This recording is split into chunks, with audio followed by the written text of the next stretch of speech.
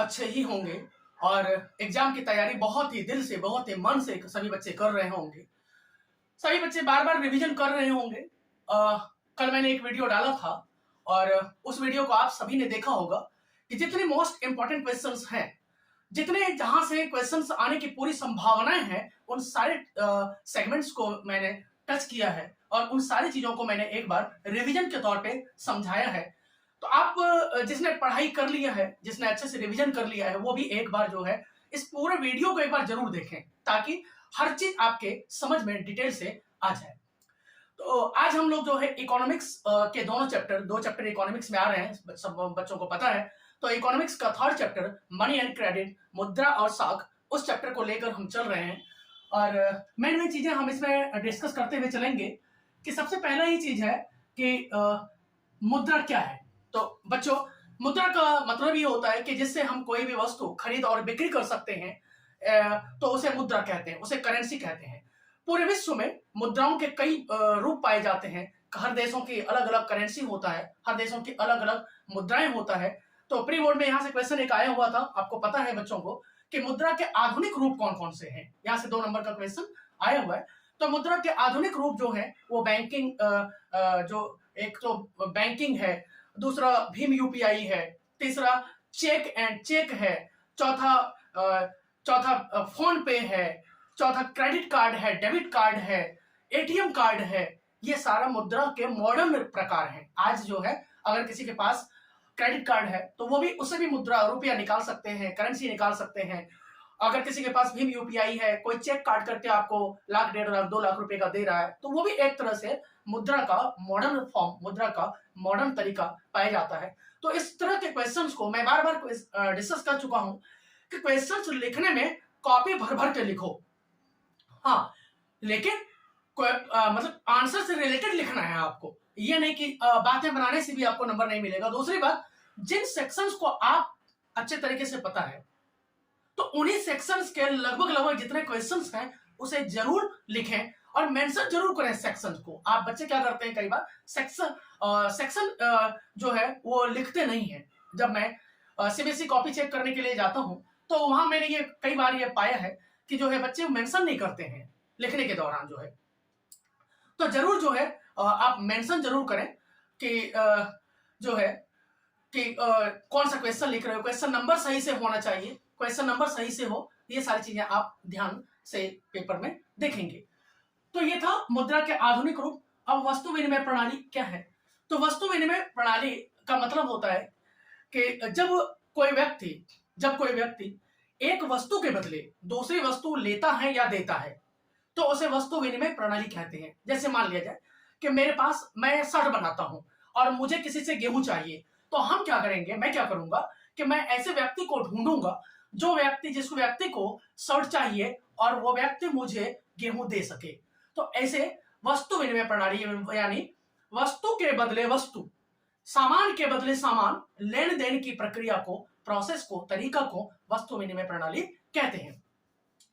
दूसरे है आवश्यकताओं का दोहरा संयोग। ये इंपॉर्टेंट क्वेश्चन है आपके लिए। आवश्यकताओं का दोहरा संयोग का मतलब है कि मान लिया जाए कि मेरे पास गेहूं है और किसी व्यक्ति को गेहूं चाहिए और हमें भी वही वस्तु चाहिए जिसके पास वो वस्तु है।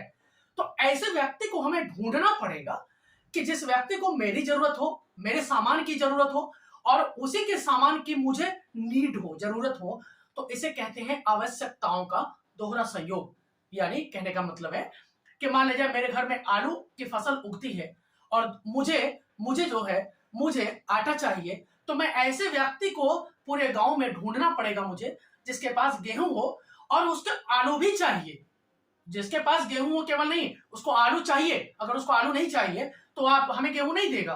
तो ऐसे जब प्रॉब्लम आती है उसे आवश्यकताओं का दोहरा संयोग कहते हैं। आरबीआई के कार्य, आरबीआई के बारे में मैं बता चुका हूं। अगर कंप्लीट वीडियो देखनी है तो आप मनी एंड क्रेडिट पे जा सकते हो। आरबीआई की स्थापना 1935 ईस्वी में हुई थी और जो है इसका जो राष्ट्रीयकरण था 1949 में हुआ था। आरबीआई का कार्य क्या है कि पूरे भारत में सभी बैंकों का मालिक है, सभी बैंकों का सबसे बड़ा बैंक है।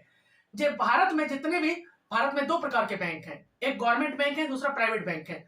तो जितने भी प्रकार के बैंक हैं, उन सभी बैंकों के कार्य, उन सभी बैंकों के काम की देखभाल करना, काम की निगरानी करना आरबीआई का कार्य है।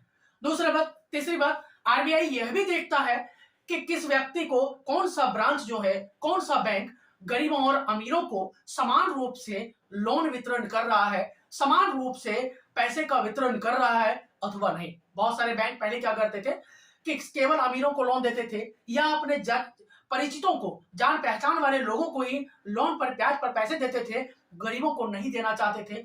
रीजन क्या था कि गरीब लोग ब्याज पर पैसा लेने के बाद बैंक को रिटर्न नहीं कर पाते थे, और इससे क्या होता था, जो बैंक के मैनेजर थे उनके ऊपर प्रेशर होता था।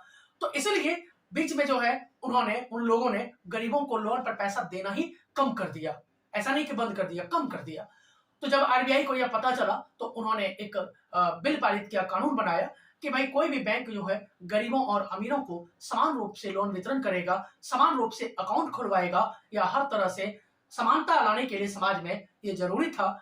तो आरबीआई सभी बैंकों का बैंक है। आरबीआई सभी बैंक और सरकार के बीच की एक कड़ी के रूप में काम करता है। यानी सरकार को कोई सजेशन देना हो और बैंक के बारे में कोई नियम कानून बनाना हो, तो ये सारा काम जो है आरबीआई ही करता है। उसके बाद समर्थक ऋणाधार क्या है? समर्थक ऋणाधार का मतलब होता है कि अगर किसी व्यक्ति को ब्याज पर पैसे लेना होता है तो वह व्यक्ति ब्याज पर पैसे देने से पहले कुछ गिरवी रखवाना चाहता है। जैसे मान ले जाए कि मैंने अपने बैंक से कुछ, जब लोन पर पैसे लेना हो है तो बैंक हमसे आधार कार्ड की फोटोकॉपी, जमीन जायदाद के डॉक्यूमेंट्स, या मकान, कोई भी मकान बिल्डिंग है उसके जमीन जायदाद के कागजात, वो हमसे उम्मीद करता है, डिमांड करता है, ताकि अगर मैं उसका लोन ना चुका पाऊं तो उन सारे सामान को बेच करके वो बैंक जो है अपने पैसे को रिटर्न कर ले। तो कोई भी व्यक्ति जब किसी व्यक्ति से ब्याज पर पैसे लेता है तो वह कुछ गिरवी के रूप में सामान की डिमांड करता है, गिरवी के रूप में कुछ मांग करता है। ऐसे गिरवी की मांग करने वाले सामान को, चीज को, वस्तुओं को समर्थक ऋणाधार कहते हैं। यानी कहने का मतलब है कि मान लिया मैंने पड़ोसी से 10,000 रुपए उधार लिए, तो वो नहीं देगा हमें, क्योंकि वो जानता नहीं है। अगर जानता भी है तो उसे भरोसा नहीं है कि क्या पता बाद में मैं 10,000 उसे रिटर्न ना करूं।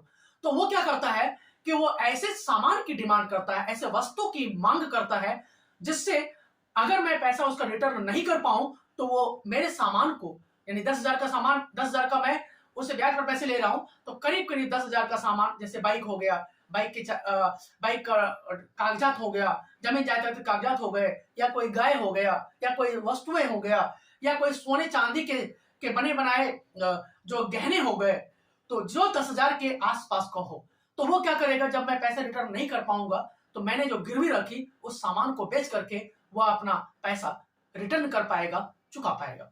यह होता है समर्थक ऋणाधार। कर्जदार कब उत्पन्न होता है?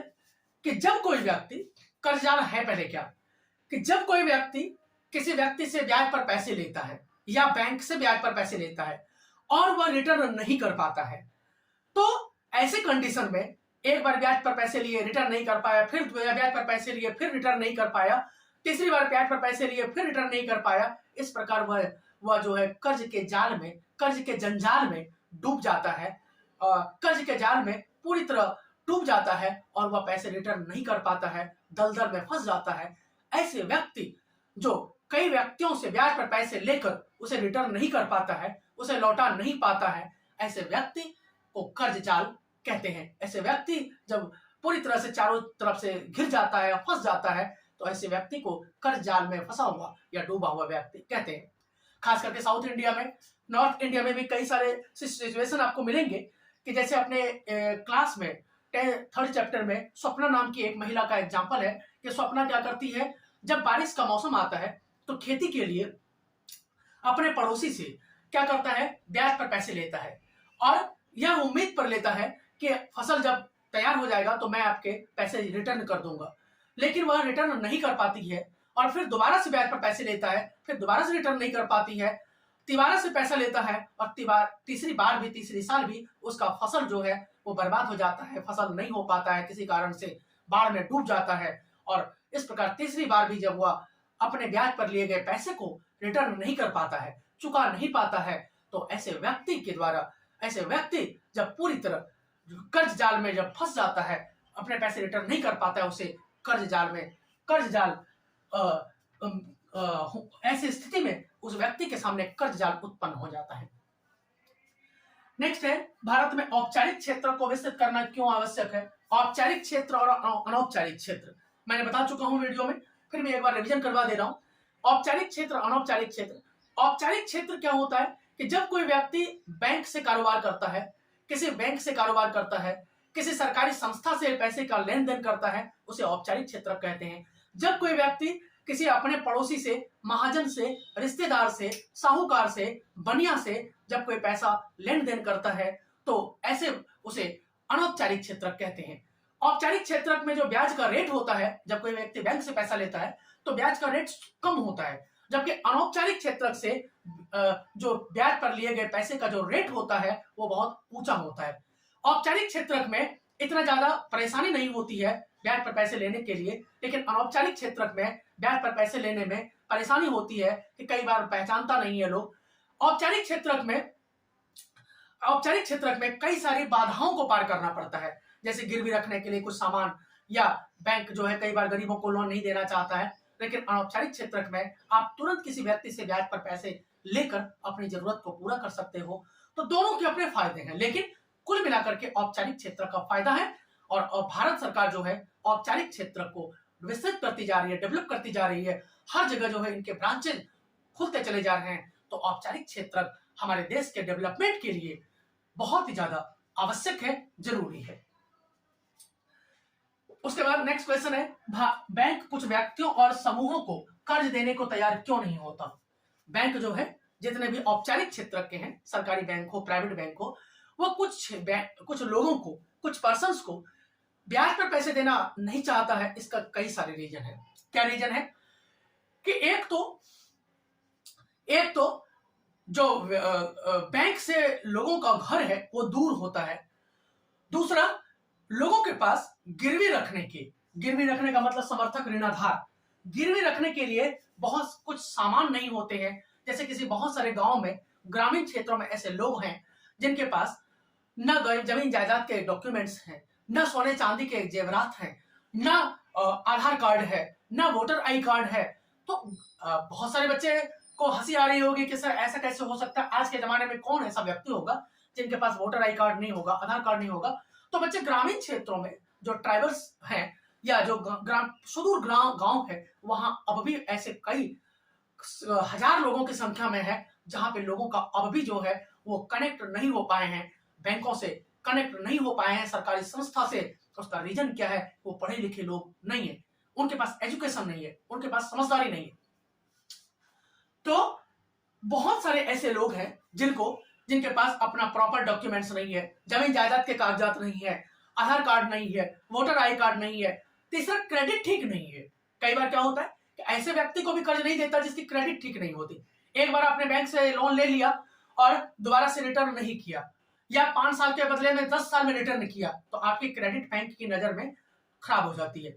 ऐसे इन सारे व्यक्ति जिनमें ये सारी क्वालिटी होती है, ऐसे सारे व्यक्तियों को बैंक जो है या औपचारिक क्षेत्र ब्याज पर पैसे देना नहीं चाहता है, ब्याज पर पैसे देने से मना कर देता है।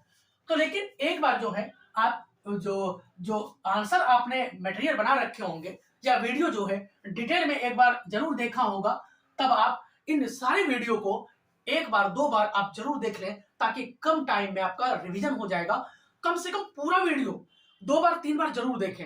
इससे क्या होगा, हर एक चीज आपके माइंड में बैठ जाएगा, एक ओवरव्यू बन जाएगा कि जो रिकॉल है, बहुत सारी चीजें याद नहीं रहता है, बहुत सारी चीजें हम भूल जाते हैं। और बच्चों का एक लिमिटेशंस होता है कि कितना पढ़ें, क्या पढ़ें, इतना।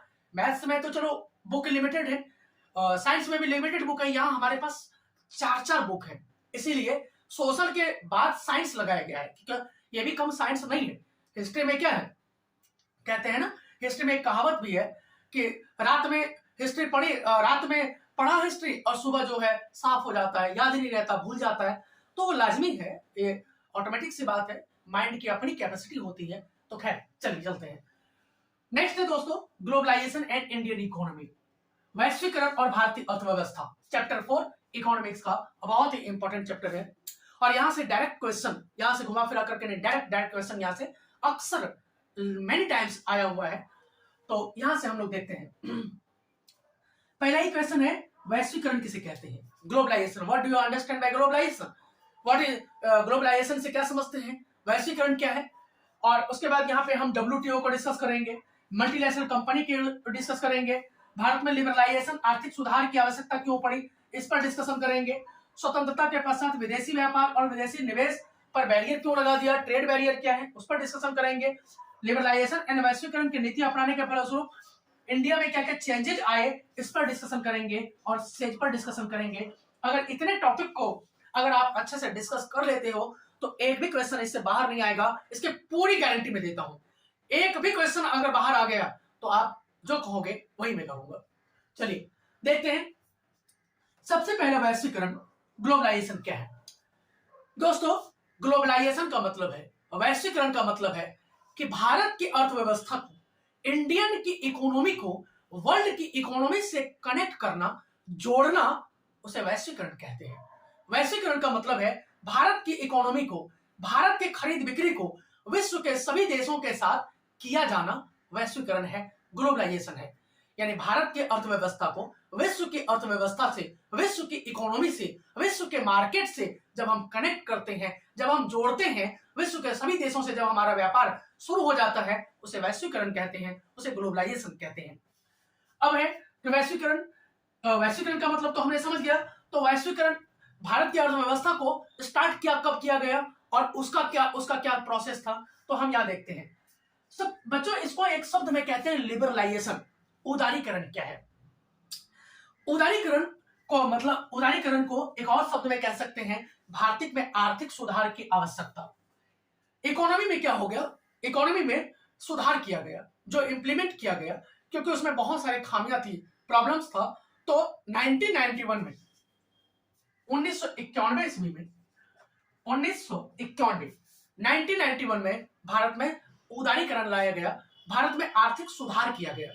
तो आप कहेंगे कि सर जी 1950 ईस्वी में, 1947 में हमारा देश इंडिपेंडेंट हुआ और 1990 में करीब करीब 42-43 साल के बाद जो है ये ऐसा क्यों हुआ, 50 साल के बाद ऐसा क्यों हुआ कि जो है हमारे देश में सुधार की आवश्यकता हुई? रीजन क्या था बच्चों? जब हमारा देश आजाद गुलाम था, तो उस समय गुलाम क्यों था? क्योंकि ब्रिटेन ने हमारे भारत की इकोनॉमी पर पूरी तरह कब्जा कर रखा था, उनका हमारे से व्यापारिक संबंध था, तो हमारे देश की इकोनॉमी जो है वो तहस नहस हो चुका था। तो भारत सरकार को सबसे पहले हमारे देश में इंफ्रास्ट्रक्चर डेवलपमेंट की जरूरत थी, खेती पर ध्यान देने की जरूरत थी, कैनाल्स बनाने की जरूरत थी, ग्रीन रेवोल्यूशन की जरूरत थी, ताकि हमारे देश में बहुत अधिक पैदावार हो, बहुत अधिक गेहूं और चावल और जो फसल है उसकी उपज हो, तभी तो हम मैन्युफैक्चरिंग इंडस्ट्री को बढ़ा पाएंगे। और जब मैन्युफैक्चरिंग इंडस्ट्री बढ़ेगा तभी हमारा इकोनॉमी जो है, हमारा सामान जो है विदेशों में पहुंच पाएगा, तभी हम विश्व की इकोनॉमी से, विश्व के सभी देश के व्यापार से कनेक्ट हो पाएंगे। तो भारत सरकार ने शुरू में जो है 1950 में ट्रेड बैरियर लगा दिया, यानी विदेशी कंपनी को आने पर रोक लगा दिया। इसके बाद भी अगर कोई विदेशी कंपनी आना चाहे तो आ सकता था, लेकिन उससे बहुत सारी प्रॉब्लम को फेस करके हमारे देश में कंपनी लगाना पड़ता। तो भारत सरकार ने ट्रेड बैरियर लगाया और इस दौरान जो है भारत ने, इंडिया ने इंफ्रास्ट्रक्चर डेवलपमेंट पर काम करना शुरू कर दिया। क्या किया? 1952 से 1955 में पहला 5 ईयर प्लान में क्या किया भारत सरकार ने कि सबसे पहले बड़े बड़े डैम बनवाए, भाखड़ा नांगल डैम, हीराकुंड डैम, ये बड़े बड़े डैम जो है बड़े बड़े पूरे भारत में, बड़े बड़े नर्मदा नदी पर डैम बनवाए, कई सारे डैम बनवाए, ताकि पूरे देश में किसानों को पानी अवेलेबल करवाया जा सके, वाटर, ताकि सिंचाई की सुविधा हो सके। उसके बाद खेतों में बहुत सारे लोगों ने फसल उपजाना शुरू किया, लेकिन उसके बाद भी इंप्रूवमेंट नहीं हो रहा था। 1966 से 69 में हमारे देश में भारत सरकार ने ग्रीन रेवोल्यूशन लाया। ग्रीन रेवोल्यूशन के बारे में बता चुका हूं मैं। ग्रीन रेवोल्यूशन क्या था? कि मैक्सिको से गेहूं के बड़े क्वालिटी के दाने लाए गए, हाई यील्डिंग वैरायटी के दाने लाए गए, और उसके साथ क्या किया गया कि फर्टिलाइजर्स का इस्तेमाल अधिक से अधिक किया गया, लोगों के खेतों में सिंचाई की सुविधा, इरिगेशन की सुविधा अधिक की गई। तो जब तीनों फैसिलिटी अधिक उपलब्ध कराई गई तो इससे हमारे देश में गेहूं की पैदावार में बहुत अधिक वृद्धि हुई। सबसे पहले ग्रीन रेवोल्यूशन पंजाब, हरियाणा और वेस्टर्न यूपी, वेस्टर्न यूपी का मतलब है गाजियाबाद, सहारनपुर, इटावा, मैनपुरी, इन सब सारे क्षेत्रों में, बागपत, इन सारे क्षेत्रों में ग्रीन रेवोल्यूशन को लागू किया गया और यहाँ गेहूं की फसल में इतनी ज्यादा गेहूं की फसल हुई कि पूरे देश में जितना गेहूं होता था केवल तीन राज्यों में इस रेवोल्यूशन के अंतर्गत गेहूं की पैदावार होने लग गई।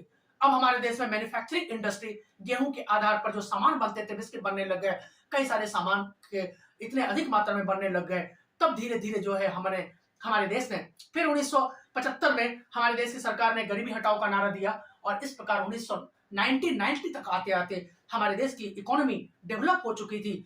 अब भारत को जरूरत था कि हमारे देश की इकोनॉमी को वर्ल्ड की इकोनॉमी से कनेक्ट करना, जोड़ा जा सके, जिससे हम अपने सामान को विदेशों में बेच सके और बेनिफिट कमा सके, विदेशी कंपनी भी हमारे देश में आ सके और अपने सामान को यहाँ सस्ते में बेच सके, ताकि जिससे कंपटीशन बढ़े। तो इस प्रकार 1990 में, 1990 ईस्वी में, 1991 ईस्वी में भारत में लिबरलाइजेशन लाया गया। भारत में आर्थिक सुधार की जरूरत महसूस हुई क्योंकि हमारे देश में कई सारी प्रॉब्लम आ गया था, इसलिए भारत में आर्थिक सुधार की आवश्यकता पड़ी। अब WTO क्या है, देखते हैं WTO पर। WTO का फुल फॉर्म होता है World Trade Organisation. World Trade Organisation यानी विश्व व्यापार संगठन। विश्व व्यापार संगठन क्या है कि विश्व नाम से ही पता चल रहा है, इसके जो एस्टेब्लिशमेंट हुआ था, स्थापना हुआ था, वो 1995 में हुआ था, 1995 ईस्वी में हुआ था। कई सारे बच्चे कंफ्यूज करते हैं, कई सारे बच्चे कहते हैं सर इसकी स्थापना तो 1945 में हुई थी। नहीं बच्चों, नहीं, 1945 में हुई थी, लेकिन संस्था पहले कुछ और था। इसके पहले जो संस्था था वो कुछ, संस्था का नाम कुछ और था। तो WTO जब भी आपसे पूछा जाए आपको कंफ्यूज नहीं करना है, केवल 1995 ही लिखना है। 1995 में WTO की स्थापना हुई। इसका काम था कि विश्व में जितनी बड़ी बड़ी कंपनियां हैं उस कंपनी के लिए नियम कानून बनाना। अब आप कहेंगे सर फिर नियम का सरकार क्या करती है? तो सरकार जो है इतने सारे चीजों पर नियम कानून नहीं बना सकती। तो क्या किया कि विश्व लेवल पे, वर्ल्ड लेवल पे जो यूएनओ था उसने एक ऐसी संस्था बनाई कि विश्व में जितनी बड़ी कंपनियां हैं वो सारी कंपनी जो है उन सारी कंपनियों पर एक ऐसी संस्था बनाई जाए जो वो कंपनी देखभाल करे, वो कंपनी कानून बनाए और उन सारे कानूनों को सारी कंपनियां फॉलो करें। तो विश्व के सभी कंपनियों को अपने नियम कानून को अच्छे तरीके से लागू करवाने के लिए WTO की स्थापना किया गया, ताकि कोई गलत प्रोडक्ट ना बनाए। किसी कंपनी के द्वारा कोई सामान बनाने से किसी देश के नागरिकों को नुकसान ना हो, लॉस ना हो। अगर ऐसा करता है तो उसके लिए क्या रूल होगा, इस तरह के सारे कानून जो है WTO ने बनाना शुरू कर दिया। और WTO के बनाए गए कानून विश्व की जितनी कंपनी है उन सारी कंपनियों को मानना कंपलसरी है। अगर कोई कंपनी नहीं मानता है तो WTO जो है उस कंपनी पर रोक लगा सकती है, या उस सरकार से, उस देश की गवर्नमेंट से रिक्वेस्ट कर सकती है, क्योंकि WTO किसी एक देश की संस्था नहीं है, पूरे वर्ल्ड की सबसे बड़ी संस्था है व्यापार करने की, ट्रेड कंपनी की। पूरे विश्व में जितनी बड़ी कंपनी है उन सभी कंपनियों का एक तरीके से हेड है।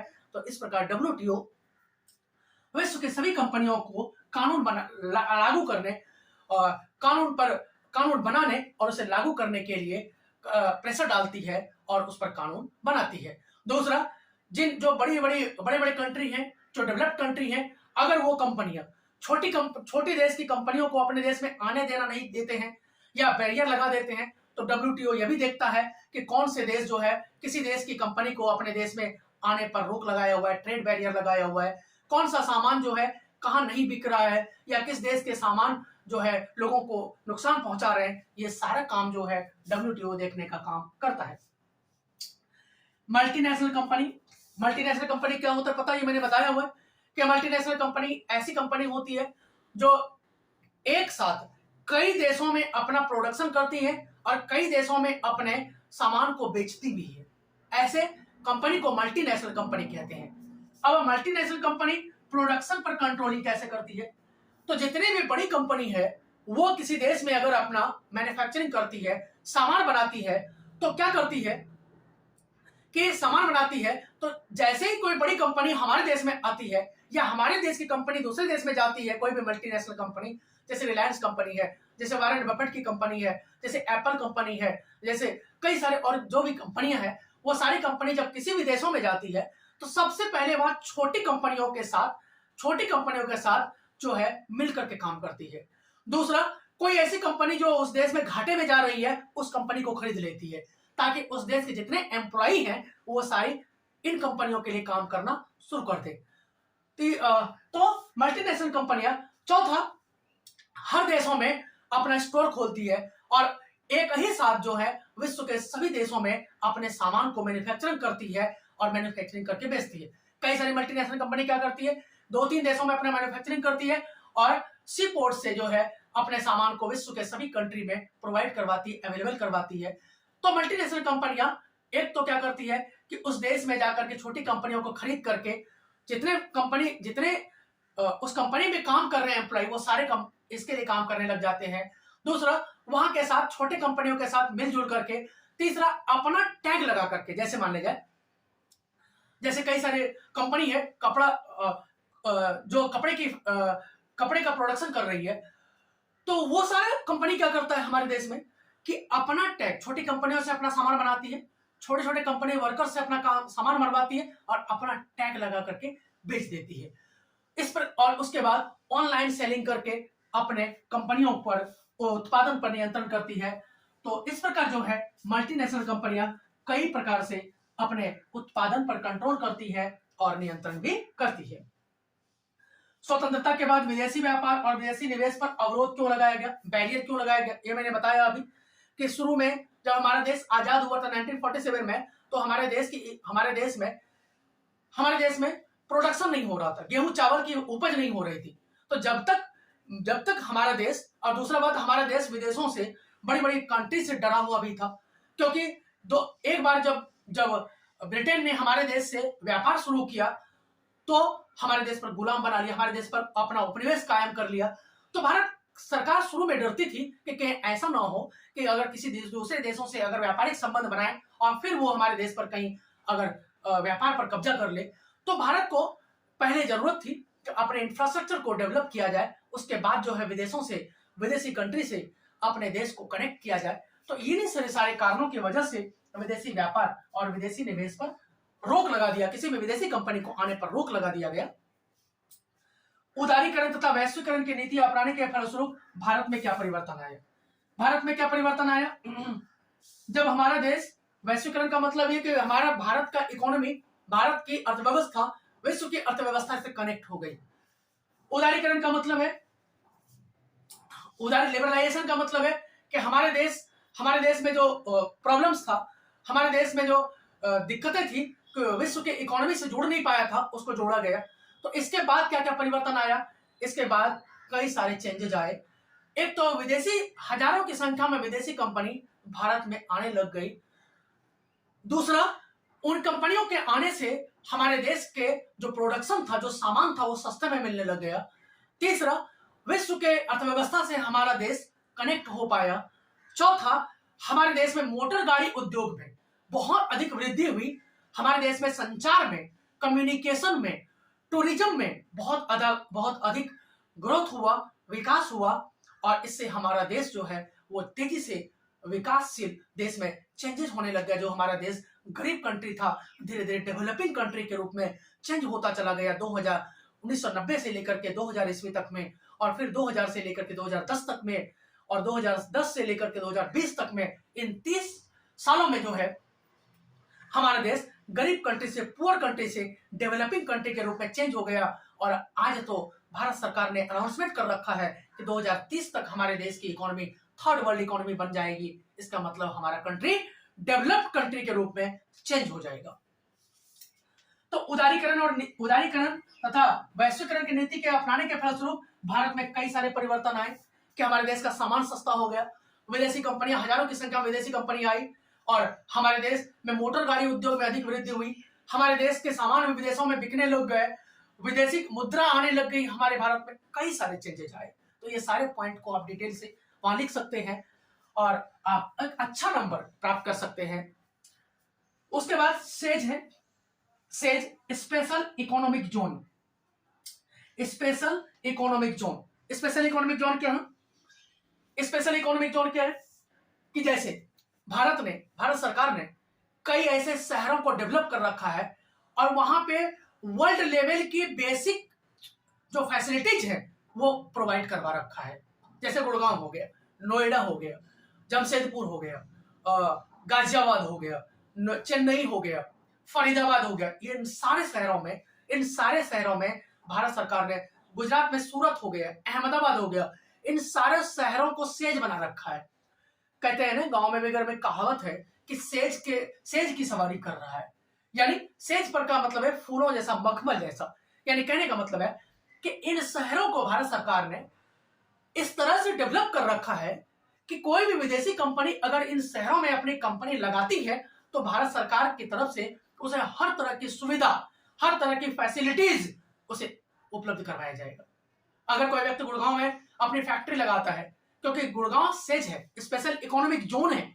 स्पेशल इकोनॉमिक जोन एक ऐसा क्षेत्र, एक ऐसा बड़ा सा क्षेत्र जहां पे भारत सरकार ने हर तरह की फैसिलिटी उपलब्ध करवा रखी है। गुड़गांव में क्या क्या फैसिलिटी है कि एक तो गुड़गांव को पूरे देश के शहरों से कनेक्ट कर दिया गया है सड़कों के माध्यम से। दूसरा, इंदिरा गांधी इंटरनेशनल एयरपोर्ट से इसको जोड़ दिया गया है। तीसरा, यहाँ विश्व की कोई भी कंपनियां अगर आएगी तो वर्ल्ड लेवल के स्कूल, वर्ल्ड लेवल के बिजली की सुविधाएं, वर्ल्ड लेवल के रहन सहन के living of standard, world level के मनोरंजन के साधन, ये सारा सुविधाएं भारत सरकार ने इन सारे शहरों में प्रोवाइड करवा रखा है, ताकि अगर कोई भी विदेशी कंपनी यहाँ अपने फैक्ट्री को, यहाँ अपनी कंपनी को अगर लगाता है तो उसे किसी भी तरह की असुविधा ना हो, किसी भी तरह की प्रॉब्लम्स को फेस ना करना पड़े। और इसके बाद क्या किया भारत सरकार ने कि किसी भी विदेशी कंपनी को आने के बाद 5 साल तक उसे कोई टैक्स नहीं लेगा। तो विदेशी कंपनी को लगने लगा कि यही मौका है कि हम अपने कंपनी को इंडिया में लॉन्च करते हैं और 5 साल तक हमें कोई टैक्स नहीं देना है। भारत सरकार और एक्स्ट्रा हमें हर तरह की सुविधाएं उपलब्ध करा रही है। और सबसे बड़ा फैसिलिटी क्या था कि हमारे देश में मैन पावर है, खरीदने वाले लोग हैं। सबसे ज्यादा जो है हमारे देश में यंगस्टर्स हैं, सबसे ज्यादा हमारे देश में यंगस्टर्स हैं। यानी यंगस्टर्स का मतलब होता है 15 साल से लेकर के 50 साल तक के लोग जो हैं वही सारे सामान अधिक से अधिक खरीदते हैं। और हमारे देश में, वर्ल्ड में, पूरे विश्व में सबसे ज्यादा यंगस्टर्स हैं और सामान भी यही खरीदता भी यही लोग है, यही वर्ग भी सामान को खरीदता है, परचेजिंग पावर भी इन्हीं के पास है। तो विश्व में जितनी कंपनियां थी उन सारी कंपनी जो है भाग भाग करके हमारे देश में आने लग गई और अपने मैन्युफैक्चरिंग, अपना प्रोडक्शन करने लग गया। और इससे कुल मिलाकर के उन्होंने जो किया सो किया, इससे हमारे देश के लोगों को बहुत फायदा हुआ।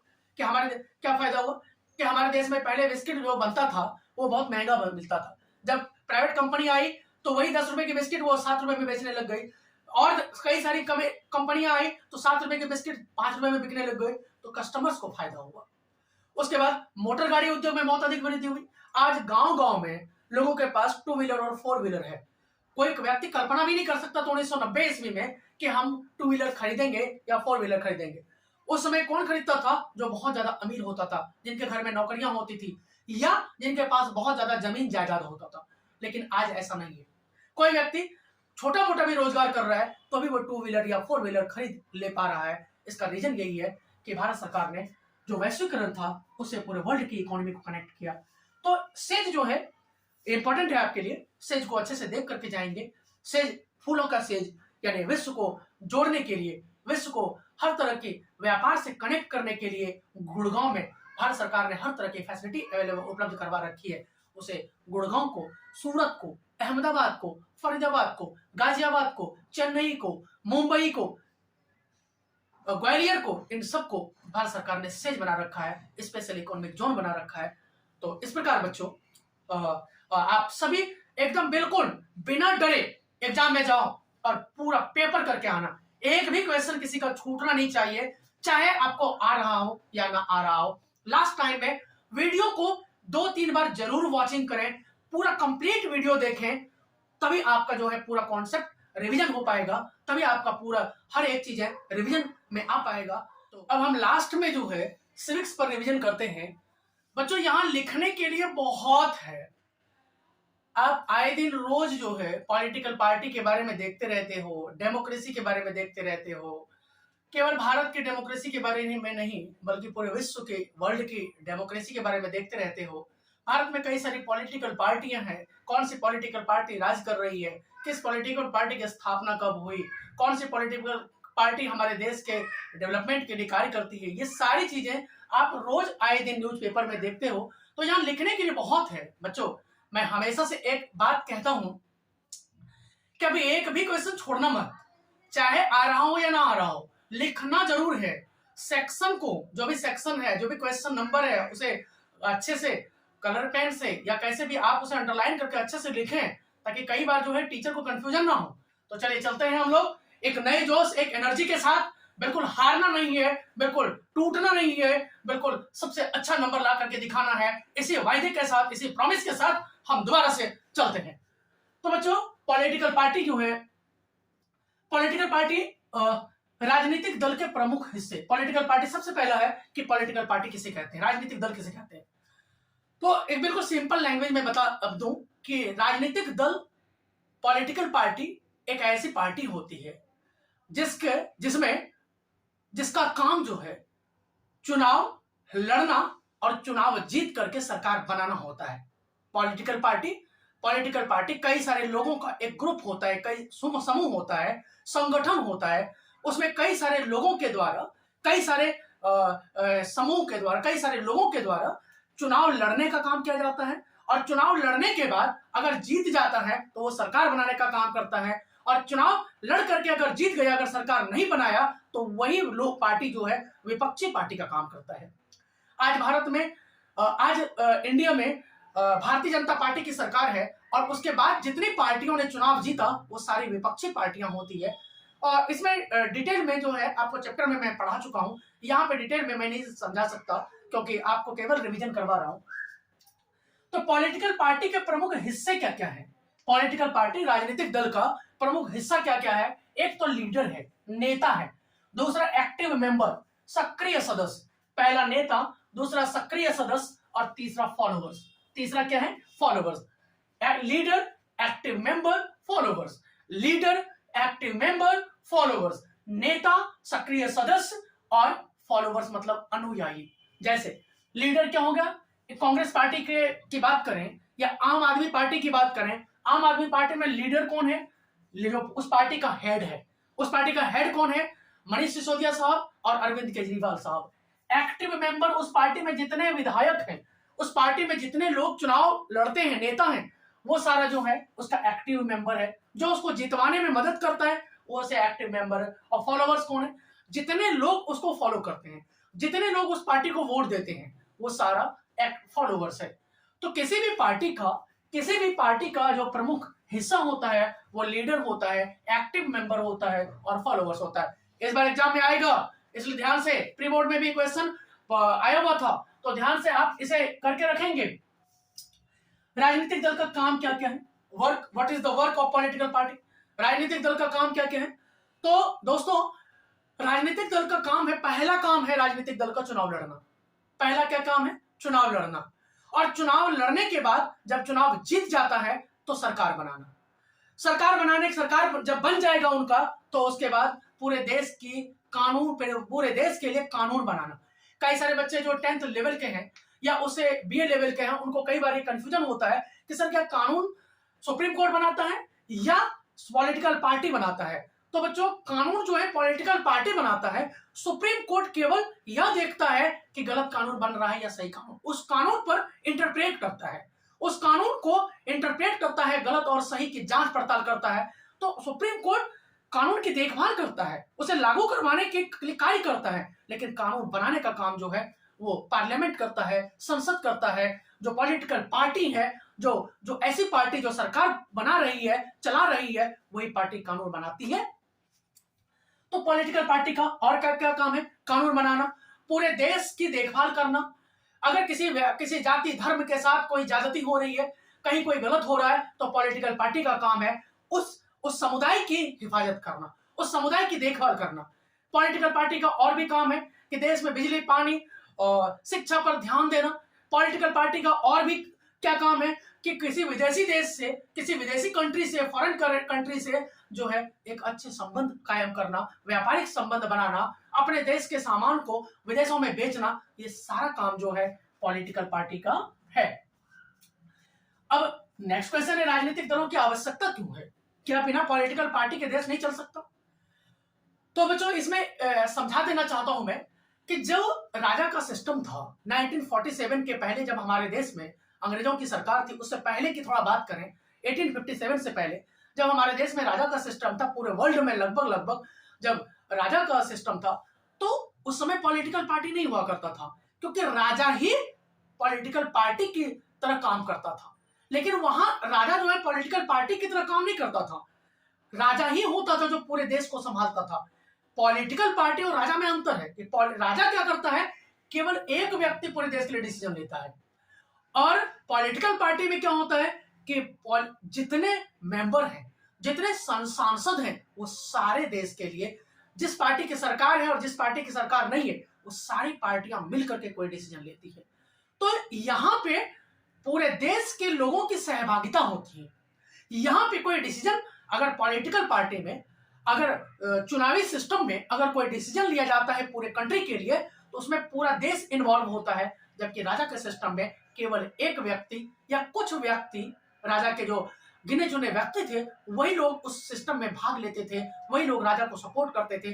अदरवाइज पूरा कंट्री जो है उसे कोई मतलब नहीं रखता था, पूरा कंट्री जो है उसे अनभिज्ञ रहता था, पूरा कंट्री जो है उसे कोई इंटरप्रेट नहीं कर पाता था। लेकिन पॉलिटिकल पार्टी में ये सारे चेंजेस हैं, इसीलिए पॉलिटिकल पार्टी की जरूरत है। पॉलिटिकल पार्टी की आवश्यकता क्यों है? कि पॉलिटिकल पार्टी की आवश्यकता इसलिए है ताकि हर कानून, हर पूरे देश की देखभाल अच्छे से किया जा सके। पॉलिटिकल पार्टी की आवश्यकता इसलिए भी है कि पूरे देश में नियम कानून बनाए जा सके और नियम कानून पूरे देश पर लागू किया जा सके।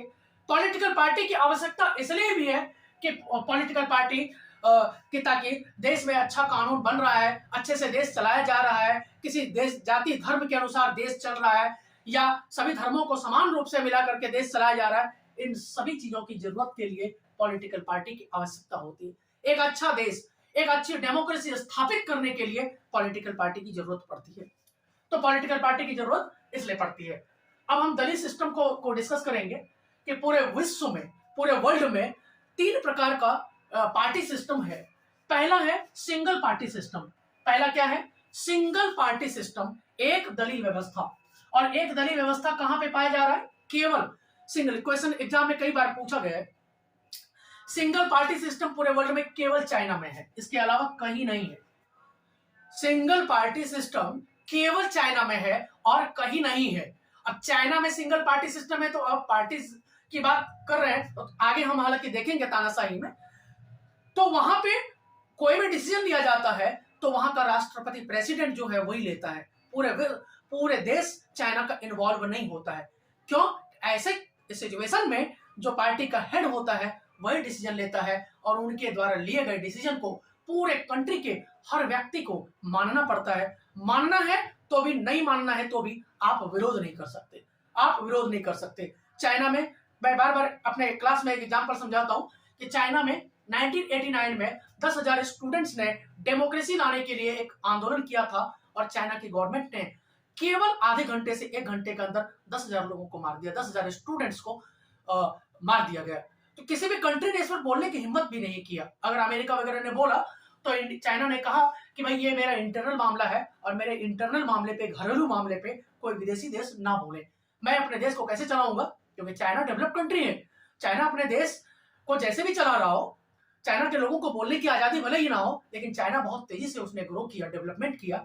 और चाइना भी बहुत पहले आजाद नहीं हुआ है। चाइना भी जो है 70-80 साल उनको भी आजादी प्राप्त हुए हैं, लेकिन कुल मिलाकर के चाइना ने अपना डेवलपमेंट जो है बहुत तेजी से किया। तो खैर, उसके बाद 2 पार्टी सिस्टम। 2 पार्टी सिस्टम केवल 2 देश हैं, अमेरिका और ब्रिटेन। अमेरिका और ब्रिटेन में 2 पार्टी सिस्टम है। यहाँ पे केवल 2 ही पार्टी को चुनाव लड़ने और पार्टी, दो ही पार्टी को चुनाव लड़ने और दो ही पार्टी को सरकार बनाने की आजादी। कोई व्यक्ति तीसरी पार्टी नहीं बना सकता या कोई व्यक्ति तीसरी पार्टी से चुनाव नहीं लड़ सकता। जब पार्टी नहीं बनेगा तो चुनाव कैसे लड़ा जाएगा? तो दो ही पार्टी, चाहे ये पार्टी है वो दूसरी पार्टी, दोनों पार्टी जो है चुनाव लड़ सकती है और वही पार्टी, कभी ये पार्टी कभी वो पार्टी सरकार बनाती है। तीसरा है मल्टी पार्टी सिस्टम, बहुदलीय व्यवस्था। और बहुदलीय व्यवस्था वाला देश, मल्टी पार्टी सिस्टम वाला कंट्री भारत है, इंडिया है। इंडिया में क्या है, करीब करीब 750 से अधिक पॉलिटिकल पार्टी है। तो कई बार मैं यही कहता हूं स्टूडेंट से कि अगर विदेशों में पढ़ते होंगे मल्टी पार्टी सिस्टम के बारे में, तो वो अपने बच्चों को कैसे बताते होंगे कि इंडिया में क्या सिस्टम होता होगा। इंडिया के लोग कोई कानून बना रहे, सारे पार्टी उसका विरोध कर रहे होंगे। अब बात भी सच है, लेकिन फिर भी मल्टी पार्टी सिस्टम होने के बाद भी हमारा देश विदेशों में जो भी कंट्री है उनसे ज्यादा तेजी से ग्रो करा और ज्यादा तेजी से हमने अपना डेवलपमेंट किया। हमारे देश में आज भी बहुत कम लड़ाई झगड़े होते हैं। अगर विदेशों में देखो, थोड़े दिन पहले आपने अमेरिका में ब्लैक और जो गोरे में थी लड़ाइयां थी, वो आपने देखा था। इस तरह से विवाद तो हमारे इंडिया में कभी नहीं हुआ। कभी जब भारत आजाद हुआ उसके बाद से इतना बड़ा रिवोल्ट कभी नहीं हुआ हमारे देश में, क्योंकि भारत में जो भी सरकारें बनती है वो हर जाति धर्म को साथ लेकर के चलती है। भले ही कोई कह दे कि कांग्रेस पार्टी या भारतीय जनता पार्टी ये करती है, भारतीय जनता पार्टी इसको बढ़ावा देती है, ऐसा नहीं है। अगर आप सच्चाई से देखेंगे तो किसी भी कोई भी पार्टी हमारे देश में है, हर पार्टियां सभी जाति धर्म को समान रूप से साथ लेकर के चल रही है। हर पार्टियां किसी भी जाति धर्म को दबाती सताती नहीं है, बल्कि सभी धर्मों को आगे बढ़ाती है। अगर ऐसा नहीं होता तो रिजर्वेशन क्यों दिया जाता? आज जो रिजर्वेशन दिया गया है उसे रिजर्वेशन से क्या है कि समानता लाने के लिए तो दिया गया है। आज SC ST OBC के लोग जो हैं वो तेजी से आगे बढ़ रहे हैं। इसका रीजन क्या था कि समाज में इक्वालिटी आए, सभी जाति धर्म के लोग प्रशासन में आ सकें, तो ताकि इससे जो है हमारे देश में इक्वालिटी बन सके। तो हमारे देश में अच्छा जो भी जो है जिनकी संख्या कम है, अल्पसंख्यक जिसे कहते हैं, उनको भी प्रमोट किया जा रहा है, उनको भी बढ़ावा दिया जा रहा है। ऐसा नहीं कि उनको दबाया सताया जा रहा है, उनके ऊपर कानून नहीं बनाया गया है, उनको छूट नहीं दिया गया है, ऐसा नहीं। हमारा देश अनोखा देश है। हमारा देश एक कैसे विश्व में सबसे अच्छा कंट्री अगर है तो कोई भारत है। मुझे अपने भारतीय होने पर बहुत गर्व है और आपको भी जरूर होना चाहिए। यही देशभक्ति है। कई बार बच्चे कहते हैं कि सर देशभक्ति का मतलब है केवल बॉर्डर पर लड़ना। नहीं, हमें अपने देश के प्रति लगाव, प्यार, जब हमारी जरूरत पड़े देश को हो तो हम अपने देश के लिए जान देने को तैयार हो, हम अपने देश के लिए कुछ करने को तैयार हो। ये भी एक तरह से देशभक्ति है दोस्तों। तो ये मल्टी पार्टी सिस्टम भारत है और भारत में करीब करीब 750 से अधिक पार्टी हैं। तो ये था मल्टी पार्टी सिस्टम। अब है भारत में कई सारी पार्टियां हैं जो नेशनल पार्टियां हैं, कई सारी पार्टी है जो नेशनल पार्टी है। हमने इससे पहले आपको वीडियो में बता चुका हूं कि राष्ट्रीय पार्टी और प्रांतीय पार्टी में क्या अंतर है, नेशनल पार्टी और स्टेट पार्टी में क्या अंतर है। आप वहां से वीडियो से जाकर के इसे डिटेल में देख सकते हो। यहाँ पे मैं आपको कई सारी पार्टियां हैं जो नेशनल पार्टियां हैं उसके बारे में हम पढ़ेंगे और यहाँ से एक क्वेश्चन 2 नंबर का कंफर्म हर साल आता रहा है। तो यहाँ पे हम देखते हैं। पहला है भारतीय राष्ट्रीय कांग्रेस। भारतीय राष्ट्रीय कांग्रेस, इस पार्टी की स्थापना 1885 ईस्वी में 1885 में हुई थी और इस पार्टी की स्थापना A.O. ह्यूम ने किया था। किसने किया था? A.O. ह्यूम। किसने किया था? A.O. Hume, Allan Octavian Hume. और ये कौन था? अंग्रेजों का पुलिस ऑफिसर था।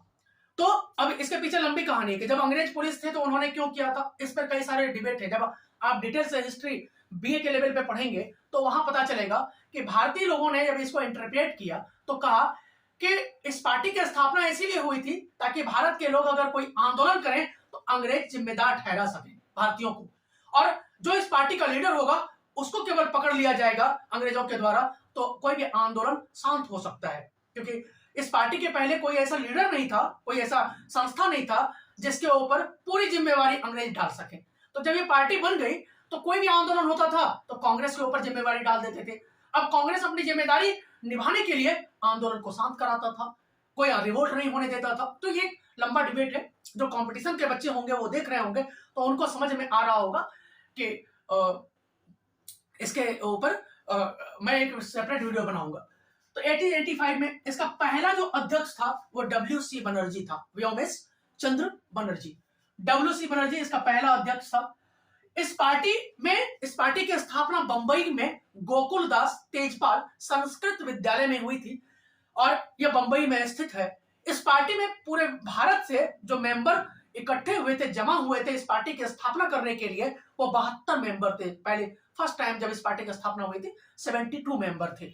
अब क्वेश्चन उठता है कि इस पार्टी की स्थापना क्यों हुई और इस पार्टी ने अभी वर्तमान में 2019 में इलेक्शन हुआ तो क्या क्या रोल निभाया। इस पार्टी की स्थापना हुई थी ताकि भारत में कोई आंदोलन हो तो अंग्रेज इस पार्टी को जिम्मेदार ठहरा सकें और आंदोलन को दबाया जा सके, सताया जा सके, भारत आजाद ना हो, इसलिए इस पार्टी की स्थापना हुई थी। 2000 इस पार्टी का जो मेन उद्देश्य है, मोटो है कि सभी धर्म जाति को साथ लेकर चलना और न किसी जाति के धर्म को, न किसी जाति और धर्म को दबाना और न ही सताना और न ही किसी जाति धर्म को बढ़ावा देना, सभी को समान रूप से साथ लेकर के चलना। और दूसरा था अल्पसंख्यकों की रक्षा करना। अल्पसंख्यक का मतलब है कि भारत में जो हिंदू हैं वो बहुसंख्यक हैं, करीब करीब 79% 80% के आसपास हिंदू हैं और करीब करीब 18 या 19% के आसपास मुस्लिम हैं। तो हिंदुओं की संख्या में जो मुस्लिम है, सिख हैं, ईसाई है, बौद्ध है, जैन है, पारसी है, ये सारे अल्पसंख्यक हैं। क्योंकि हिंदुओं की संख्या में इनकी संख्या कम है तो उसे अल्पसंख्यक कहते हैं। तो इन पार्टी का मोटो है कि अल्पसंख्यकों की रक्षा करना। उसके बाद 2019 के चुनाव में इस पार्टी ने लगभग जो है 50 से अधिक सीटों पर जीत हासिल किया और इस प्रकार जो है सरकार तो नहीं बना पाया, लेकिन विपक्षी पार्टी की भूमिका में ये पार्टी आई। और कोई भी पार्टी जब सरकार नहीं बना पाती है तो वो विपक्षी की पार्टी की भूमिका निभाती है। अभी विपक्षी पार्टी का रोल क्या होगा वो मैं आगे बताऊंगा आपको। दूसरा है भारतीय जनता पार्टी, जिस पार्टी की अभी सरकार है। करीब करीब 2014 में 2014 से इस पार्टी की सरकार है। आपको पता है कि कोई भी सरकार 5 साल के लिए बनती है। 2014 से 2019 तक सरकार इन्होंने बनाई। फिर 2019 में भारतीय जनता पार्टी को पूरे भारत के लोगों का स्नेह और प्यार मिला और इस प्रकार फिर दोबारा से इस पार्टी ने अपनी सरकार बनाई और ये कंटिन्यू सरकार चल रही है। भारतीय जनता पार्टी की स्थापना 1980 ईस्वी में हुई थी और इस पार्टी की स्थापना श्यामा प्रसाद मुखर्जी ने किया था। 1980 में हुई थी। इस पार्टी की स्थापना किस लिए हुई थी? इस पार्टी की स्थापना भारत के पुराने संस्कृति की रक्षा करना, भारत के हिंदुत्व की रक्षा करना, भारत के पुराने संस्कृति को जीवित रखना और उसे आगे बढ़ाना, धर्मनिरपेक्षता कायम करना और सभी जाति धर्म को साथ लेकर चलना इस पार्टी का उद्देश्य था। इसीलिए इस पार्टी की स्थापना हुई। उसके बाद 2014 में इस पार्टी ने करीब करीब 300 से अधिक सीटों पर जीत हासिल किया और उसके बाद 5 साल कंप्लीट सरकार बनाई। फिर 2019 में इस पार्टी ने भी करीब करीब 300 से अधिक सीटों पर जीत हासिल किया और फिर दोबारा से सरकार बनाई और नरेंद्र मोदी साहब इस पार्टी के हेड थे और उसके बाद ये प्रधानमंत्री बनाए गए।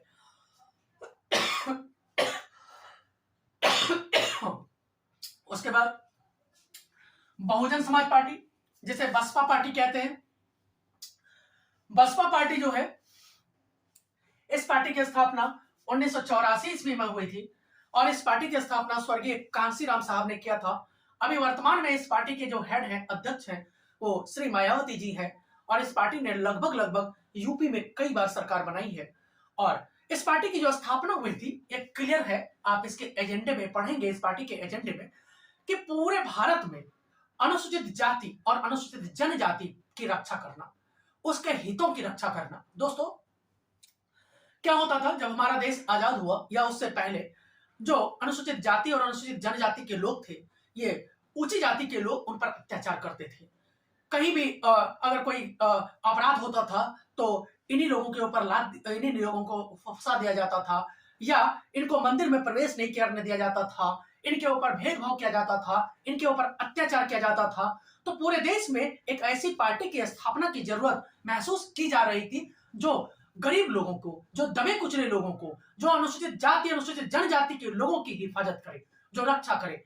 तो 1980 में कांसीराम साहब ने इस पार्टी की स्थापना किया और अपना बीड़ा उठाया, अपना उद्देश्य लिया कि हम भारत में जितने भी लोग, गरीब लोग हैं, दबे कुचले हैं, जो पढ़े लिखे नहीं हैं, अनुसूचित जाति अनुसूचित जनजाति के लोग हैं, अगर उनके ऊपर कोई अत्याचार होता है तो हम लोग उस पार्टी हमारी पार्टी जो है ऐसे लोगों की रक्षा करेगी, हिफाजत करेगी, संसद में कानून बनवाएगी। और सच में इस पार्टी ने ऐसा किया है। 2019 के इलेक्शन में इस पार्टी ने ठीक ठाक सीटों पर विजय हासिल किया और विपक्ष की भूमिका में ये पार्टी थी। हालांकि विपक्ष की भूमिका के लिए 10% सीटें जीतना आवश्यक है, तो भारत में अगर देखा जाए तो केवल एक ही पार्टी विपक्ष की भूमिका निभा रही है और वो है कांग्रेस पार्टी। जिस पार्टी की सरकार है वो रूलिंग पार्टी, और जिस पार्टी की सरकार नहीं है वो विपक्षी पार्टी। तो विपक्ष की पार्टी नहीं है, लेकिन फिर भी अब जब भी ऐसा होता है तो इस पार्टी की बसपा पार्टी के कुछ मेंबर ने अगर चुनाव जीता है तो कई बार जो है ये अपना रोल कांग्रेस संसद में निभाते हैं। उसके बाद है भारतीय कम्युनिस्ट पार्टी। भारतीय कम्युनिस्ट पार्टी की स्थापना 1925 ईस्वी में हुई थी और 1925 में इस पार्टी की स्थापना हुई।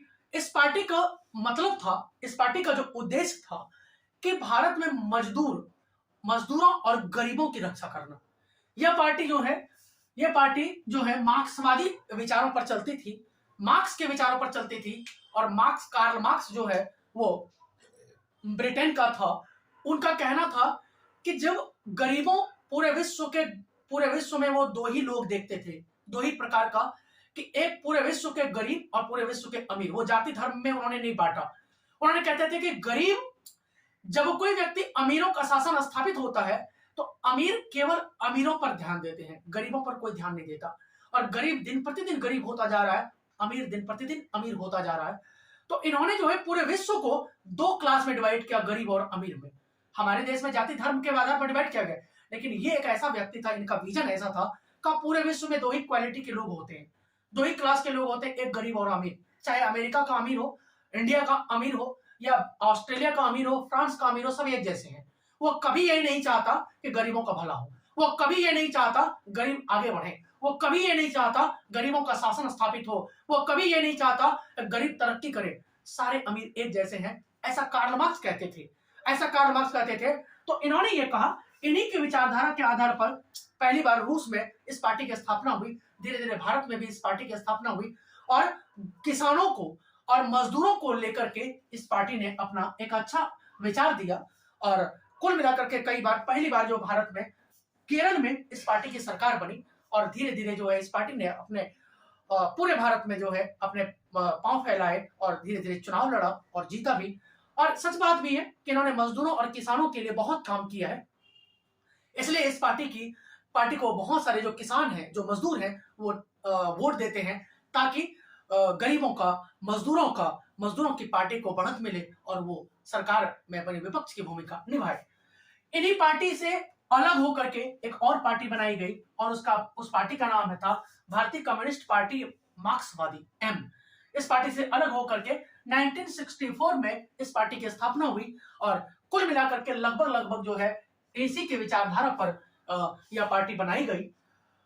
उसके बाद एक और पार्टी है राष्ट्रवादी कांग्रेस पार्टी, जो सबसे पहली पार्टी थी भारतीय कांग्रेस पार्टी, उस भारतीय राष्ट्रीय कांग्रेस। उसी पार्टी से कुछ लोग जो है उस पार्टी से सहमत नहीं थे, तो उस पार्टी से कुछ लोग अलग होकर के राष्ट्रवादी कांग्रेस पार्टी बनाई और इसका नाम है एनसीपी। इसका क्या नाम है? नेशनलिस्ट कांग्रेस पार्टी, राष्ट्रवादी कांग्रेस पार्टी। तो इस पार्टी 1999 में 1999 ईस्वी में इस पार्टी की स्थापना हुई और कुल मिलाकर के इस पार्टी ने भी कांग्रेस से अलग विचारधारा रखा। कुल मिलाकर के तो वही था, लेकिन फिर भी इस पार्टी ने अपना विचार जो है लोगों के सामने रखा और गरीबी को दूर करना, गरीबों के लिए, हितों के लिए लड़ाई लड़ना, इस तरह से इस पार्टी ने अपना उद्देश्य बनाया। राजनीतिक दलों में सुधार की आवश्यकता क्यों है? राजनीतिक दलों में सुधार की आवश्यकता क्यों है कि आज आप देख रहे हो कि जो क्रिमिनल टाइप के लोग हैं वो लोग पार्टी में आते जा रहे हैं। इसलिए राजनीतिक दलों में सुधार की आवश्यकता है। जो कई पीढ़ियों से, 3-4 पीढ़ियों से जिनके परिवार के लोग इस सिस्टम में हैं, वही लोग बार बार चुनाव जीत जाते हैं। इससे गरीबों का डेवलपमेंट नहीं हो रहा है, इसलिए पार्टी में सुधार की जरूरत है।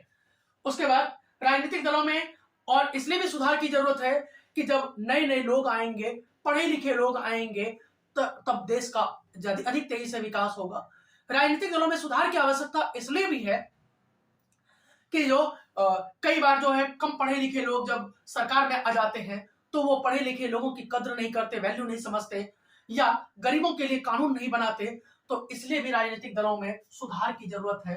राजनीतिक दलों में सुधार की आवश्यकता इसलिए भी है ताकि देश का तीव्र गति से, देश का तेजी से विकास हो सके, इसलिए भी राजनीतिक दलों में सुधार की जरूरत है। राजनीतिक दलों में सुधार होगा, नेता में जो है पढ़े लिखे लोग जब आ पाएंगे। एक बार किसी व्यक्ति ने, एक आईएएस का क्लास है, ओझा सर ने कहा कि अगर 300-400 व्यक्ति आईएएस ऑफिसर अगर संसद में चुनाव में जीत करके आ जाए, तब देखो देश की गति क्या होगी, तब देखो देश का डेवलपमेंट किस तरीके से होगा। लेकिन कई बार हमारे देश में ऐसा नहीं हो पाता है क्योंकि कानून में भी सुधार की जरूरत है। तो खैर धीरे धीरे होगा, जब पढ़े लिखे लोग जब पार्लियामेंट में आएंगे, नेता बनकर के आएंगे, जब मंत्री बनेंगे, तब समाज में सुधार होगा, तब बदलाव होगा। और ये तभी होगा जब पूरे देश में सब लोग पढ़े लिखे होंगे, जाति धर्म से ऊपर उठ करके जब वोट देंगे, तब जाकर के ये बात होगा। आज तो हम लोग वोट उसे देते हैं, अगर मेरी जाति से कोई व्यक्ति चुनाव में खड़ा है, भले वो क्रिमिनल क्यों न हो, तो हम उसी को वोट देते हैं। तो ये काम केवल मूर्ख, कम पढ़ा लिखा लोग नहीं कर रहा है, पढ़े लिखे लोग भी ये काम कर रहे हैं। तो लेकिन फिर भी अगर सारे लोग पढ़े लिखे होंगे और जाति धर्म से ऊपर उठ करके वोट देंगे, तो हमारे देश में जो पार्लियामेंट्री सिस्टम में जब पढ़े लिखे लोग आएंगे, तो हमारे देश में निश्चित ही बदलाव होगा। नेक्स्ट है राजनीतिक दल लोकतंत्र की आत्मा है। आत्मा का मतलब होता है कि जब शरीर है तो उसका जो आत्मा है तो शरीर है, शरीर आत्मा नहीं है तो शरीर नहीं है। तो उसी तरह से कह रहा है कि लोकतंत्र को चलाने के लिए पॉलिटिकल पार्टी सबसे ज्यादा मस्ट है। अगर पॉलिटिकल पार्टी नहीं होगा तो लोकतंत्र नहीं चल पाएगा, लोकतंत्र नहीं टिक पाएगा। रीजन क्या है? रीजन क्या है? रीजन क्या है कि लोकतंत्र के अगर राजा का सिस्टम आएगा तो लोकतंत्र नहीं चल पाएगा। तो लोकतंत्र को चलाने के लिए पॉलिटिकल पार्टी है, क्योंकि पॉलिटिकल पार्टी क्या करता है? चुनाव जीतता है, चुनाव में कैंपेनिंग करता है, चुनाव जीतने के बाद सरकार बनाता है, सरकार बनाने के बाद कोई कानून बनाता है, कानून बनाने के बाद उस कानून की जिम्मेदारी भी लेता है कि यह कानून गलत है, सही। अगर उस जनता को कानून, पूरे देश की जनता को अगर कानून गलत लगता है तो सरकार उस कानून को वापस भी लेता है। तो ये सारे काम जो है केवल पॉलिटिकल पार्टी ही कर सकता है। ये राजा का सिस्टम में या तानाशाही में ये व्यवस्था नहीं हो सकता है। इसीलिए पॉलिटिकल पार्टी जो है लोकतंत्र की आत्मा है, श्वास है, जीवन है, प्राण है, कि बिना पॉलिटिकल पार्टी के लोकतंत्र चल ही नहीं सकता। लोकतंत्र, पॉलिटिकल पार्टी है तभी लोकतंत्र है, पॉलिटिकल पार्टी है तभी लोकतंत्र फल फूल सकता है, पॉलिटिकल पार्टी है तभी लोकतंत्र डेवलप कर सकता है, और लोकतंत्र है तभी समाज में इक्वलिटी आ सकता है, नियम कानून के अनुसार देश चल सकता है।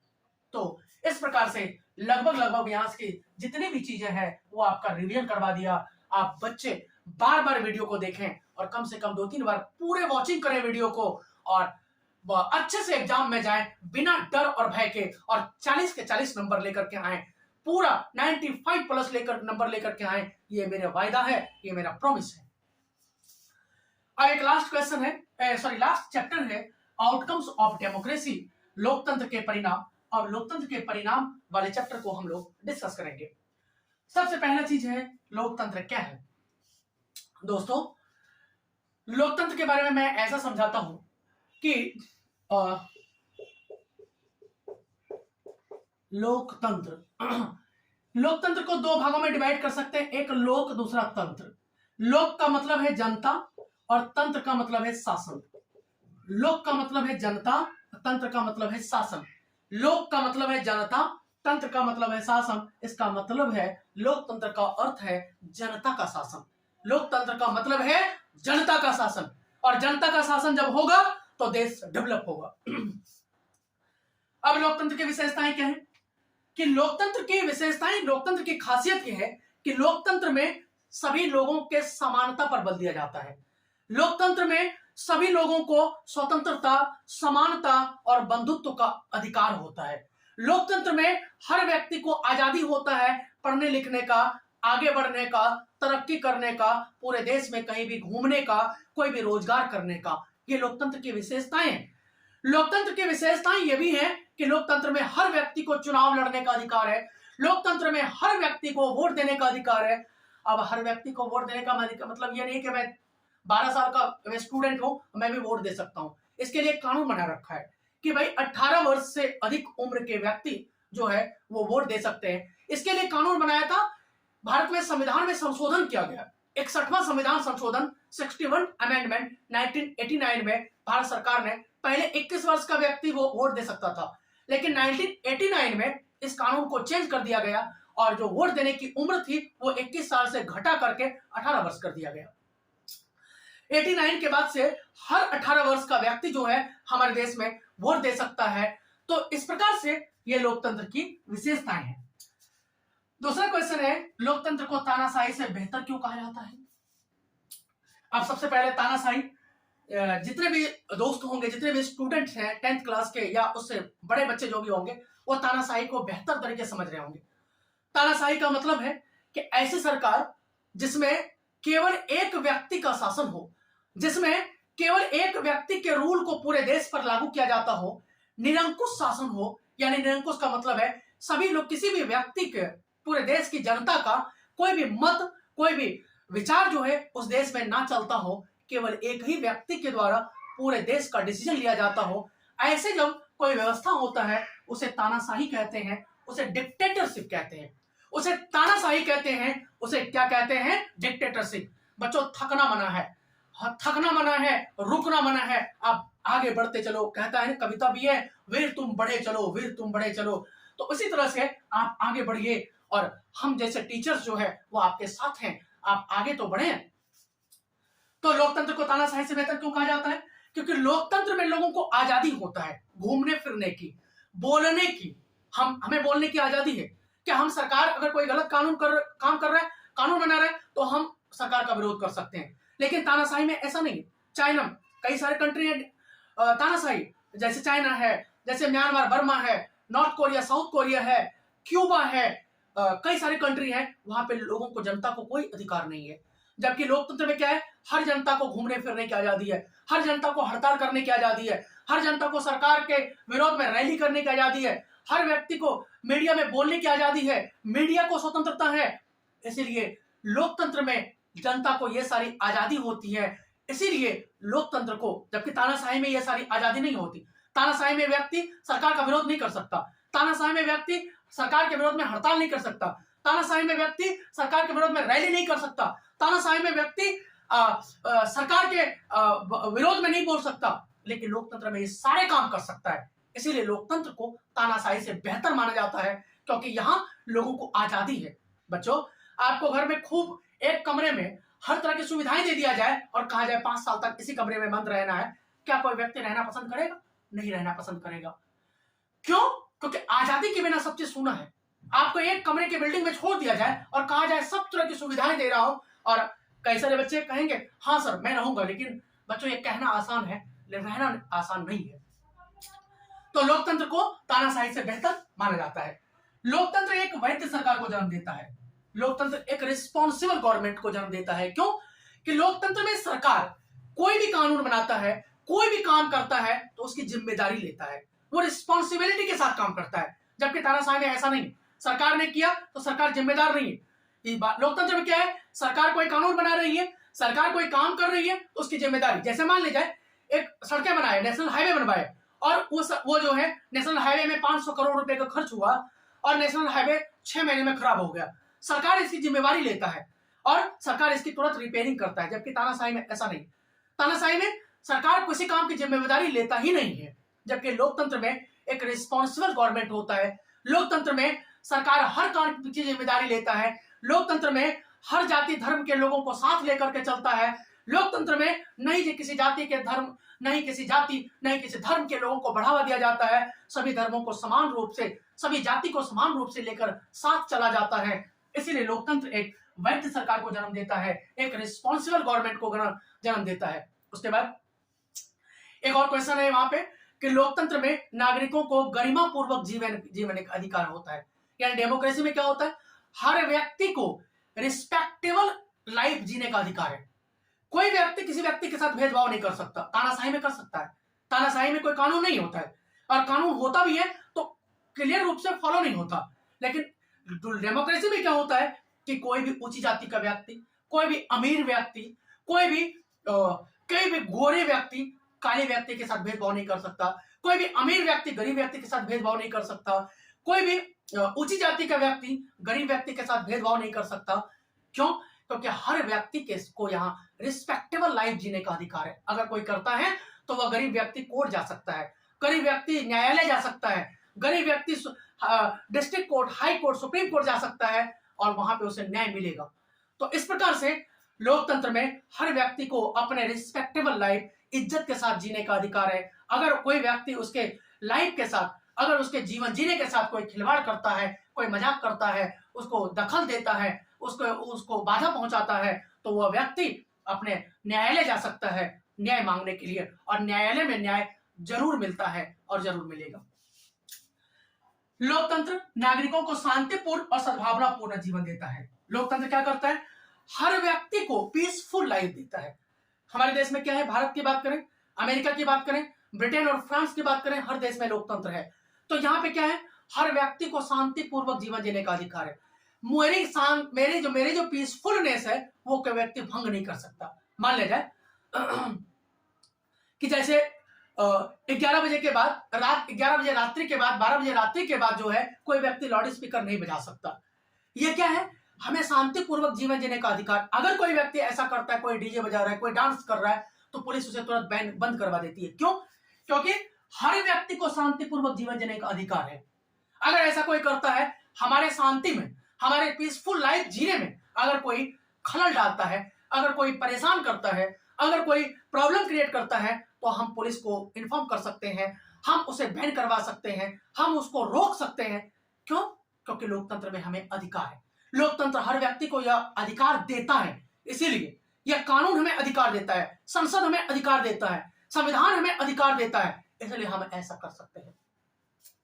सद्भावनापूर्ण का मतलब वही है कि पीसफुलनेस, शांति के साथ जीवन जीने का अधिकार देता है। हम समाज में हर व्यक्ति जाति धर्म के साथ मिलजुल करके रहें। कोई व्यक्ति मेरे साथ भेदभाव नहीं कर सकता।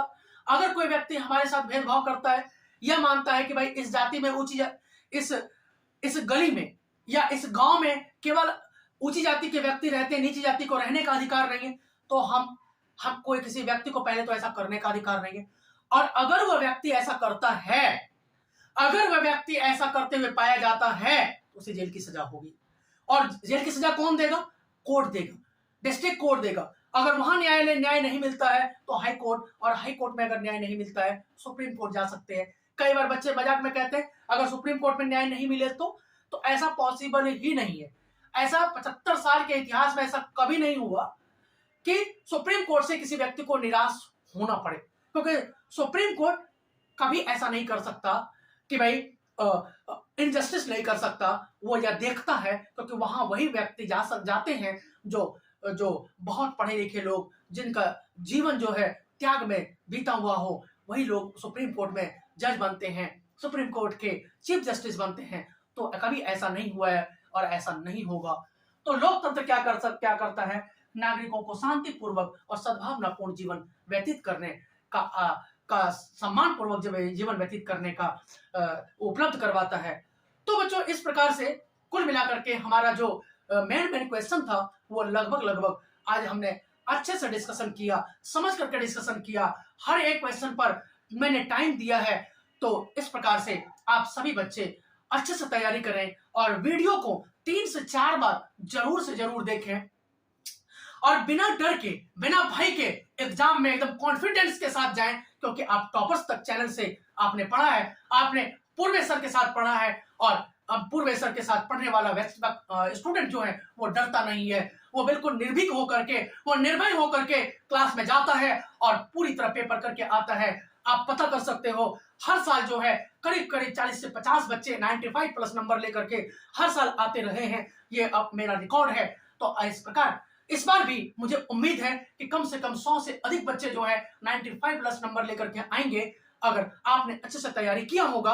और अगर नहीं भी किया होगा, लास्ट टाइम में भी अगर आप ये वीडियो देख करके कंप्लीट वीडियो देख करके जाते हैं तो आप अच्छे से अच्छे नंबर प्राप्त कर सकते हैं। और आगे भी अगर आपने यहाँ अच्छा नंबर प्राप्त कर लिया तो आगे आपको साइंस स्ट्रीम लेने में, आगे आपको अच्छे सब्जेक्ट लेने में सहायता मिलेगा। कई सारे बच्चों का जब नंबर एसएसटी में कम आ जाता है तो 11वीं क्लास में कई सारे बच्चों को कॉमर्स में लेने में दिक्कत होती है, कई सारे बच्चों को अच्छे सब्जेक्ट लेने में दिक्कत होती है, किसी को ज्योग्राफी नहीं मिलता है, किसी को हिस्ट्री पॉलिटिकल साइंस नहीं मिलता है।